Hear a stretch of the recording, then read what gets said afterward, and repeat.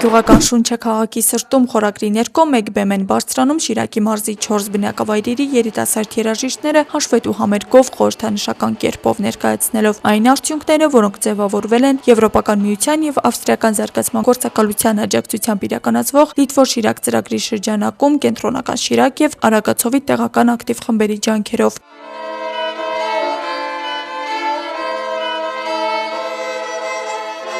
Դե չունենա դպրոցը, չունենա գործիք, այդ դպրոցը կիսատ է աշխատանքը, գործիքները շատ մեծ նշանակություն ունեն մատաղ սերնդի համար։ Ծրագրի շահառուներից է Պեմզաշենի արվեստի դպրոցը, Արագածովի տեղական ակտիվ խմբի միջոցով ներկայացված համայնքային ծրագիրը թույլ է տվել լուծել տարիներով կուտակված խնդիրներ, սկսած երաժշտական գործիքների պակասից մինչև ուսումնական պայմանների բարելավում։ Կառուցվել է ամֆիթատրոն, բացօթյա, որտեղ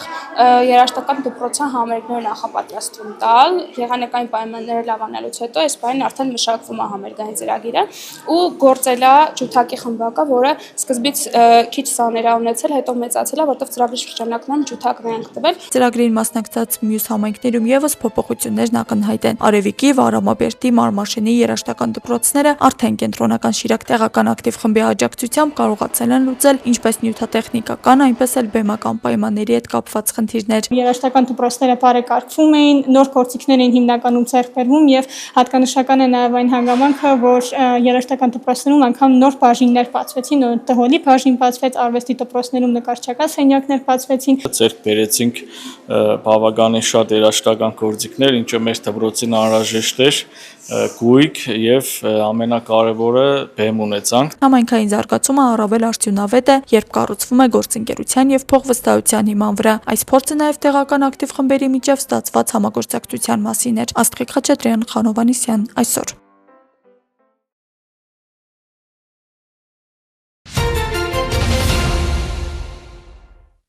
«2025-ի նոյեմբերին աննախադեպ 70.2% ապրանքների հայտարարագրեր են բաց թողնվել կանաչ ուղով։ Մաքսակետերում գոյություն ունեն նաև դեղին ու կարմիր ուղիներ, թե ինչով են տարբերվում դրանք կանաչից, պետական եկամուտների կոմիտեի աշխատակիցն է պարզաբանում։ Կանաչ ուղու ընթացակարգի ընտրության դեպքում ապրանքների եւ տրանսպորտային միջոցների բաց թողում իրականացնում է առանց որևիցե տեսակի ստուգման։ Դեղին ուղու ընտրվելու դեպքում իրականացվում է միայն փաստաթղթային ստուգում, իսկ կարմիր ուղու դեպքում իրականացվում է թե փաստաթղթային ստուգում, թե բեռի ֆիզիկական զննում։ Այսինքն ապրանքների հայտարարագրերի 70.2%-ը բաց է թողնվել առանց որևէ ստուգման, ինչը նախորդ տարվա համեմատ ավելի մեծ ցուցանիշ է։ 2024 թվականի նոյեմբեր ամսվա արդյունքներով կանաչ ուղի միջերեսային արտացոլման տոկոսը կազմել էր 56.4%։ Ասեմ ավելին, որ 2025 թվականի դեկտեմբեր ամսին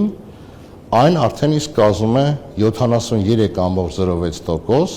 եւ որպես համեմատական ցուցանիշ կարելի է ասել, որ 24 թվականի համեմատ այն աճել է 16.6%-ային կետով։ Թե որ հայտարարագիրը որ ուղով կգնա, որոշում է ռիսկերի կառավարման ավտոմատացված համակարգը։ ՀՀ արտաքին առևտրի ազգային մեկ պատոն համակարգի միջոցով հայտարարագիր ներկայացնելուց հետո մեր կողմից նախորդ սահմանված ռիսկի չափանիշների համաձայն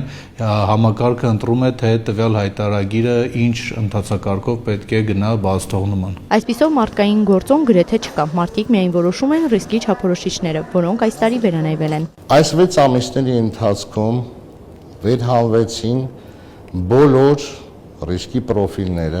եւ դրանց համապատասխան ռիսկի ցուցիչները։ Մի շարք ռիսկի պրոֆիլներում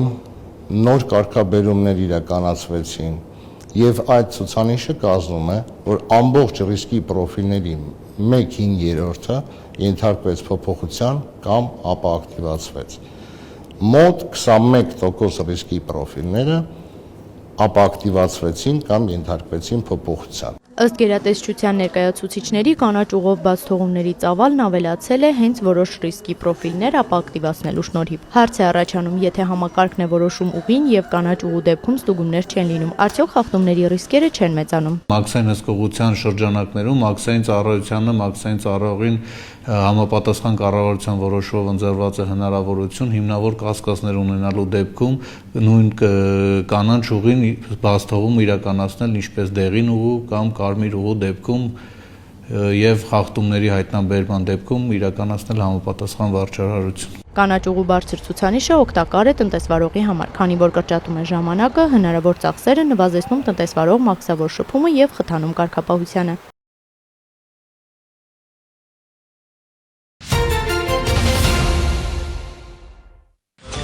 ԱՄՆ նախագահը մեկնաբանել է լուրը, թե Իսրայելը, Սաուդյան Արաբիան, Կատարը եւ Օմանն են համոզել իրեն հրաժարվել Իրանի վրա հարձակվելու մտադրությունից։ Ոչ ոք չի փորձել ինձ համոզել, ես ինքս եմ ինձ համոզել, լրագրողների հետ զրույցում նշել է Թրամփը։ Նա հավելել է, որ իր որոշման վրա մեծ ազդեցություն է ունեցել այն փաստը, որ Իրանի իշխանությունները չեղարկել են 800 ձերբակալված ցուցարարների մահապատիժը։ Իրանի շուրջ զարգացումների ֆոնին հեռախոսազրույց են ունեցել Ռուսաստանի եւ Օմանի արտաքին գործերի նախարարները։ Սերգեյ Լավրովը եւ Բադր բին Համադ Բուսայիդին համաձայնել են չի կարելի թույլ տալ, որ տարածաշրջանում հակամարտություն սկսվի։ Ռուսաստանի ԱԳՆ հաղորդագրության համաձայն ընդգծվել է, որ Իրանում լարվածությունը սրել են արտաքին ուժերը։ Վոլոդիմիր Զելենսկին հայտարարել է, որ ուկրաինական պատվիրակությունը մեկնել է Միացյալ Նահանգներ հանդիպելու Սպիտակ տան ներկայացուցիչների հետ։ Նրա խոսքով Կիևն ակտիվորեն աշխատում է Վաշինգտոնի հետ կարևոր փաստաթղթերի եւ համաձայնագրերի ուղղությամբ։ Զելենսկին հույս է հայտնել, որ առաջիկա հանդիպումները կնպաստեն ռուս-ուկրաինական կարգավորման դիվանագիտական ջանքերին։ Ուկրաինայի նախագահն ընդգծել է անվտանգության երաշխիքների եւ երկրի վերականգնման փաթեթի վերջնականացման կարեւորությունը։ Խնդիրն այդ փաստաթղթերը շտապ ստորագրելը չէ, կարևոր է երաշխավորել, որ Ուկրաինան պատերազմից հետո ձեռնունայն չմնա ու նաև ֆինանսական աջակցություն ստանա, հավելել է Զելենսկին։ Ակնկալվում է, որ Վաշինգտոնի եւ Կիևի ներկայացուցիչների հանդիպումը տեղի կունենա Մայամիում։ Ավելի վաղ Վոլոդիմիր Զելենսկին մեկնաբանել էր Դոնալդ Թրամփի հայտարարությունը, թե Մոսկվան պատրաստ է ռուս-ուկրաինական կարգավորման գործարքի, մինչդեռ Կիևը խոչընդոտում է գործընթացը։ Նա հայտարարել էր, իր երկիրը երբեք չի խոչընդոտել եւ չի խոչընդոտի խաղաղությունը։ Ռուսական հրթիռները, անօդաչու թռչող սարքերը եւ Ուկրաինան ոչնչացնելու փորձերն ապացուցում են, որ Մոսկվային խաղաղության համաձայնագրեր պետք չեն, շեշտել է Զելենսկին։ Նա հավելել էր, որ ռուսական հարվածների հետևանքով ուկրաինացիները 20-ից 30 ժամ մնում են առանց էլեկտրականության։ ԱՄՆ կենտրոնական հետախուզական վարչության տնօրենը հանդիպել է Նիկոլաս Մադուրոյի ձերբակալությունից հետո Վենեսուելայի նախագահի պաշտոնը ստանձնած Դելսի Ռոդրիգեսի հետ։ Արևմտյան զլմ-ների տվյալով հանդիպումը տևել է շուրջ 2 ժամ։ Նշվում է, որ Ջոն Ռեդկլիֆը կարակաս է մեկնել Դոնալդ Թրամփի հանձնարարությամբ փոխանցելու, որ Միացյալ Նահանգներն ակնկալում է երկկողմ հարաբերությունների բարելավում։ Ռեդկլիֆը եւ Ռոդրիգեսը քննարկել են երկրների միջև տնտեսական գործակցության հեռանկարը եւ այն, որ Վենեսուելան այլևս չպետք է վտանգ ներկայացնի Միացյալ Նահանգների համար։ Կենտրոնական հետախուզական վարչության տնօրենի հետ բանակցություններին ընդառաջ Ռոդրիգեսը հանդես էր եկել ելույթով, հայտարարել, որ պատրաստվում են բարեփոխումներ իրականացնել նավթարդյունաբերության ոլորտում եւ օտարերկրյա ներդրումներ ներգրավել։ Նրա խոսքով ստացված միջոցները կարող են ուղղվել նաեւ այլ ոլորտների զարգացմանը, տարբեր ենթակառուցվածքների վերականգնմանը։ Ավելի վաղ Դոնալդ Թրամփն էլ հայտարարել էր, որ ամերիկյան նավթային ընկերությունները կաշխատեն Վենեսուելայում, իսկ ստացված շահույթը կծառայեցվի իշա Վենեսուելայի եւ Միացյալ Նահանգների ժողովուրդների։ ԱՄՆ նախագահը հայտարարել է, որ կարող է մաքսատուրքեր սահմանել այն երկրների նկատմամբ, որոնք կփորձեն խանգարել Գրենլանդիան Միացյալ Նահանգներին միացնելու իր ծրագրին։ Մեզ Գրենլանդիան անհրաժեշտ է ազգային անվտանգության նկատառումներով, ասել է Դոնալդ Թրամփը։ Ավելի վաղ նա համոզմունք էր հայտնել, որ եթե Միացյալ Նահանգները չվերահսկի կղզին, ապա դա կանեն Ռուսաստանը կամ Չինաստանը։ Գրենլանդիայի իշխանությունը դեմ է արտահայտվել Միացյալ Նահանգներին միանալու հեռանկարին, նախընտրելով մնալ Դանիայի թագավորության կազմում։ Ֆրանսիան, Գերմանիան, Շվեդիան, Ֆինլանդիան, Նորվեգիան, Մեծ Բրիտանիան եւ Նիդերլանդները հետախուզական առաքելության շրջանակում զինվորականներ են ուղարկել Գրենլանդիա տարածաշրջանում անվտանգությունն ամրապնդելու համար։ Դանիայի եւ կղզու պատվիրակություններն էլ հանդիպել են Միացյալ Նահանգների փոխնախագահի եւ պետքարտուղարի հետ։ Դանիական կողմը տեղեկացրել է, որ չի հաջողվել համոզել Վաշինգտոնին հրաժարվել Գրենլանդիայի նկատմամբ վերահսկողություն հաստատելու ծրագրերից։ Ակնկալվում է, որ բանակցությունները շարունակվելու են։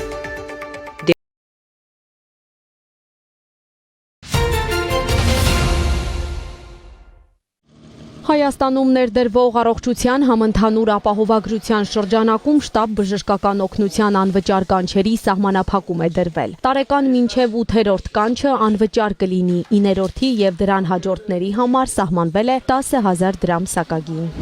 Պետության կողմից երաշխավորված անվճար հիմունքներով սպասարկվելու է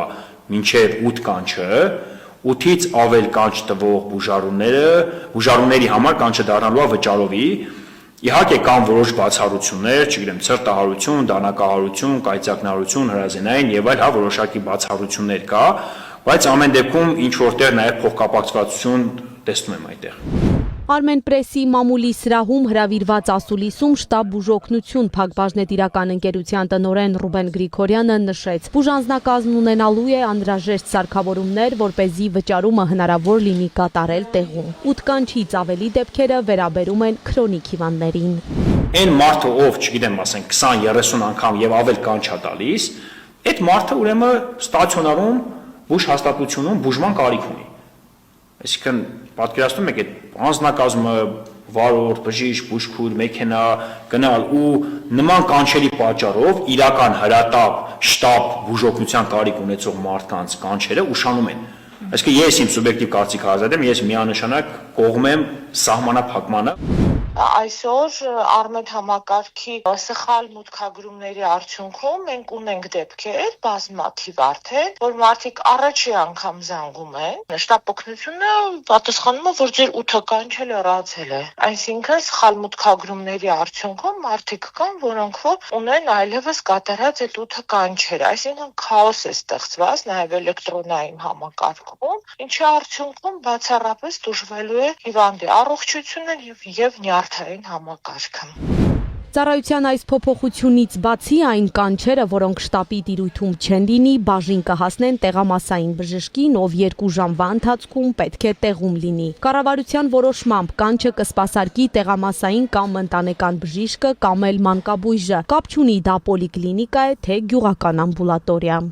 Քաղաքացին բախվելու այն խնդիրը, որ շտաբ օգնությունը չի գալու իրենց տուն, այլ ասելու են նստի սպասի, մինչև ընտանեկան բժիշկը կգա, իսկ հատկապես մարզերում, հենց ձեր մարզում, լուրջ խնդիր կա ընտանեկան բժիշկների, պոլիկլինիկական բժիշկների, հենց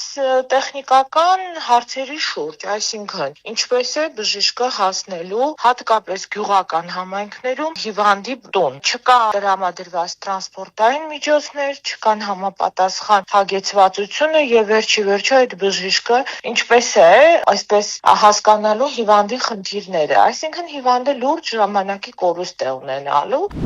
Նոր կարգով առողջության առաջնային պահպանման օղակին են փոխանցվելու նաև քրոնիկական հոդացավերով ու մկանացավերով հիվանդների կանչերը, քրոնիկական ալկոհոլիզմով կամ այլ քրոնիկական հիվանդություններով անձանց նույն օրվա կրկնակի կանչերը, առանց սրացման, ինչպես նաև նորագոյացություններով հիվանդների կրկնակի կանչերը, եթե նոր ախտանշաններ ի հայտ չեն եկել։ Առողջության ոլորտի փորձագետի խոսքով խնդիրն առավել խոցելի կլինի մարզերում, որտեղ A կետից B կետ հասնելն առավել դժվար է լինելու, պայմանավորված մի շարք գործոններով։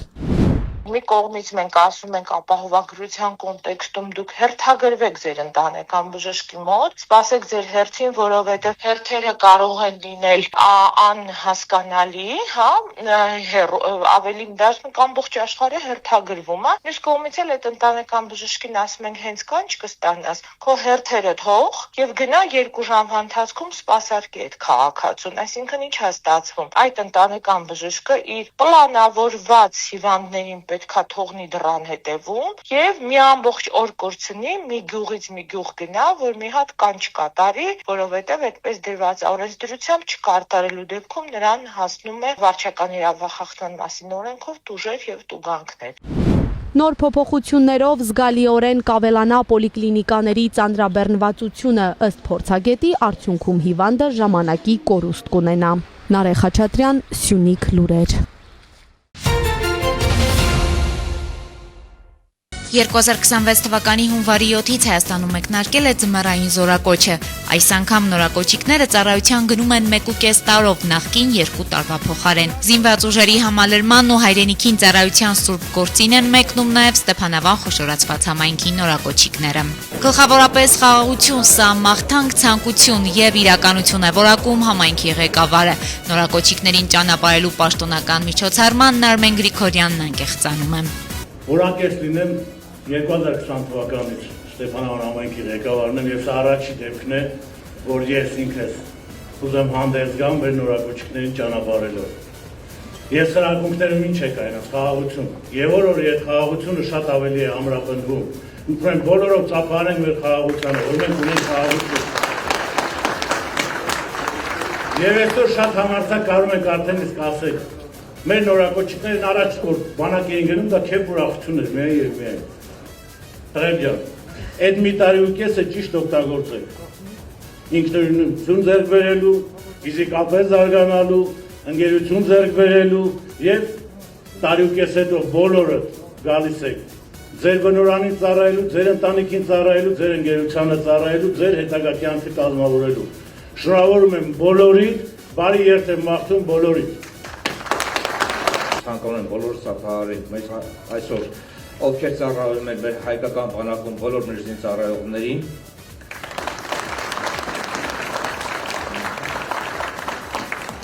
այսօր դուք պատիվ ունեք մեկնելու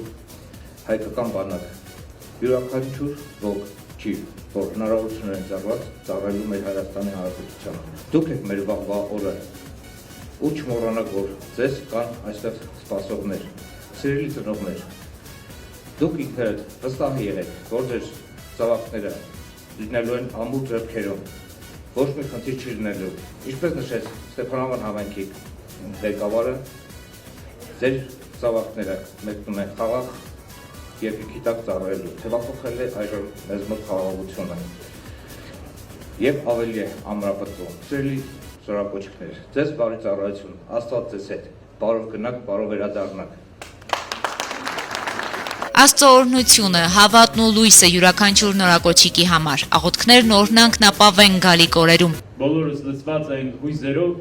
եկեք ամենից առաջ բարձրյալ Աստծո օգնականությունը խնդրենք մեր նորակոչիկներին, զինվորներին, զինվորականներին, որի համար խնդրում եմ միասնաբար Հայր մեր աղոթքը ասենք, տերունական աղոթքով սկսենք։ Օրհնյալ Տեր մեր Հիսուս Քրիստոս ամեն, Հայր մեր, որ հերկինս ես Սուրբ Եղիցի անուն քո Եկեսցե արքայություն քո, եղիցի կամք քո, որպես հերկինս եւ երկրի, ըսհաց մեր հանապազոր տուր մեզ այսօր, եւ թող մեզ սպարտիս մեր, որպես եւ մեկ թողունք մերոց սպարտապանած, եւ մի տանիրս մեզի փորձություն, այլ փրկյազ մեզի չարեն, զիքոյ արքայություն եւ զորություն եւ փառք հավիտյան սավիտենց ամեն, պահպանիչ եւ հույս հավատացյալներից Քրիստոս Աստված մեր, օրհնիր, պահիր, պահպանիր, նորակոչիկ քո զավակներիդ։ Ազգը հայոց եկեղեցին Հայաստանի այդ զինվորականությանն ու զինվորներին եւ սահմանք հայոց աշխարհիս սուրբ եւ հաղթական խաչի հովանու ներքո խաղաղության մեջ։ Փրկյա ազատյա երևել եւ աներևույթ թշնամյաց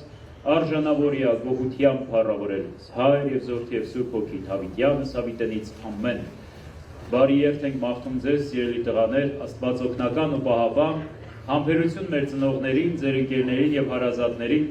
Խաղաղության եւ ամփորձանք ծառայության մաղթանքով բարձր տրամադրությամբ Ստեփանավանում ճանապարհեցին տղաներին։ Սպասիրիս ես եմ գալու, սպասիրիս կարիճը դալալու, մեր մայր հայրենիքին իմ պարտքն եմ ես տալու, սպասիրիս ես եմ գալու, սպասիրիս ես եմ գալու, սպասիրիս ես եմ գալու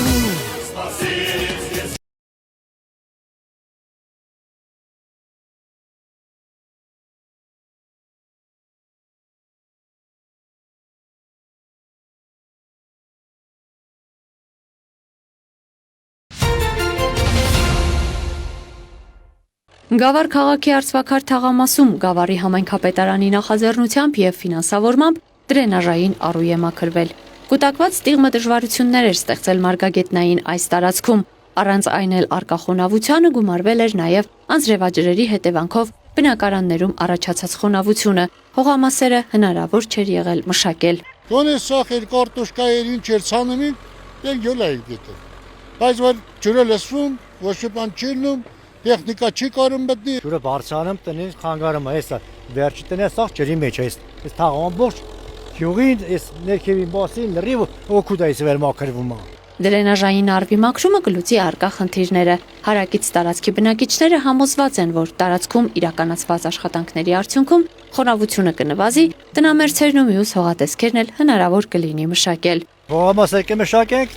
ինչը նորմալ կլինի արդեն։ Ջրի մեջ չենք ելնի։ Դիմեցին պարոն Մարտիրոսյանին լավ է, չմերժեց։ Ասա այդ հարցերը կլուծեն։ Ու լուծումը մենք գոյենք պարոն Մարտիրոսյանից, իրավազնակազմից, ամբողջ քաղաքապետարանից։ Դրենաժային առվի շուրջ 400 մետր հատվածի մաքրման համար Գավառ համայնքի 2025 թվականի բյուջեից շուրջ 1 միլիոն դրամ է հատկացվել։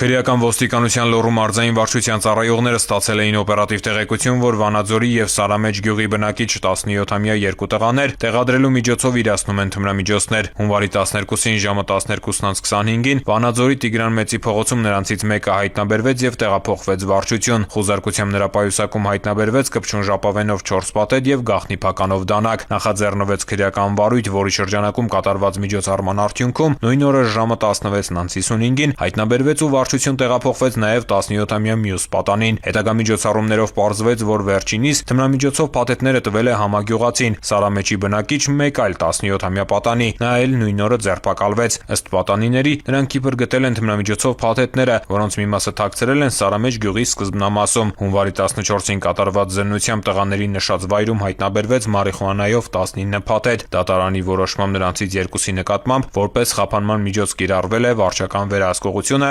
համակցված բացակայելու արգելքի եւ դասիարակչական վերահսկողության հետ։ Հիշեցնենք, որ տեղադրման միջոցով թմրանյութերի իրացումն է հանցանք, որին հաջորդում է քրեական պատասխանատվությունը։ Նաեւ կրկին կոչ ենք անում ծնողներին լինել ուշադիր անչափահասների նկատմամբ, նրանց մշտապես հիշեցնել պատժի անխուսափելիության մասին եւ հեռու պահել հակաօրինական արարքներից։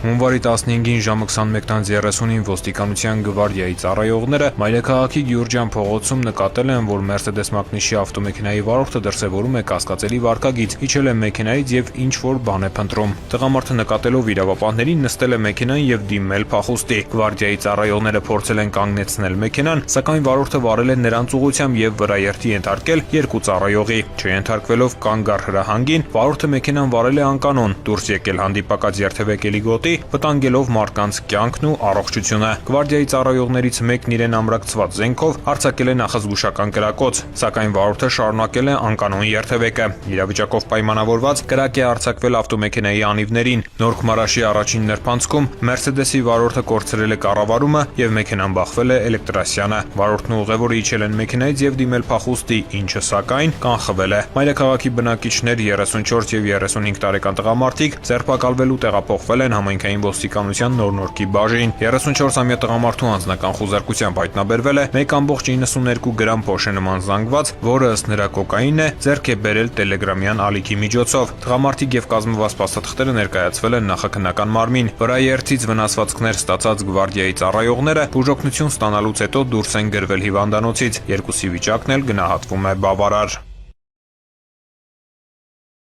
Հունվարի 11-ին ժամը 4:26-ին ոստիկանության Արմավիրի մարզի օպերատիվ կառավարման կենտրոն զանգահարած քաղաքացին հայտնել է, որ Արմավիրի մարզի Գայ գյուղի Իսահակյան փողոցում դիմակավորված անձինք փորձել են գողություն կատարել տերմինալից, սակայն կանխել են։ Ահազանգով մեկնել են համայնքային ոստիկանության Վաղաշապատի բաժնի օպերատիվ խումբն ու բարեկային ծառայության Արմավիրի մարզի գումարտակի ծառայողներ։ Ժամը 4:50-ին Գայ գյուղում գողության փորձ կատարելու կասկածանքով ձերբակալվել եւ Վաղաշապատի բաժին են տեղափոխվել Արմավիրի մարզի Ջրարբի եւ Ջանֆիդա գյուղերի բնակիչ 28-ամյա երկու տղամարդիկ։ Հետագա միջոցառումներով ստացվել են տվյալներ, որ նրանք գողության էին եկել Պրոմակնիշի ավտոմեքենայով եւ ուսումնասիրել տարածքը։ Պարզվել է նաեւ, որ այս ընթացքում առանց համարանիշի BID մակնիշի մի մեքենա էլ Գայ գյուղից դիմել է փախուստի եւ ինքնավթարի ենթարկվել Էջմիածին Մարգարա ավտոճանապարհի Ակնաշեն գյուղի հատվածում։ Արմավիր գյուղի բնակիչ 36-ամյա վարորդը ձերբակալվել ու նույնպես տեղափոխվել է բաժին։ Վթարված մեքենայի սրահում ոստիկանները նկատել են դիմակ եւ օտաճնշիչ ատրճանակ։ Իրականացվել է դեպքի վայրի պահպանություն, իսկ Գայ գյուղի Իսահակյան փողոցում հայտնաբերվել են պտուտակահան, էլեկտրահղկիչ,